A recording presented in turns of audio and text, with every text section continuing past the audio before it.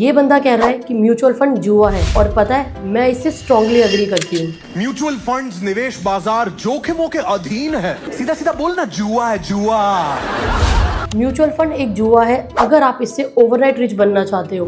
Mutual fund again एक जुआ है अगर आप सिर्फ यही देख के इन्वेस्ट कर रहे हो कि पिछले किस फंड्स ने सबसे अच्छा परफॉर्म किया है। म्यूचुअल फंड डेफिनेटली एक जुआ है अगर आप बिना गोल और बिना रिस्क समझे ही पैसा डाल देते हो। म्यूचुअल फंड डेफिनेटली एक जुआ है अगर आप मार्केट गिरते ही पैसा निकाल देते हो।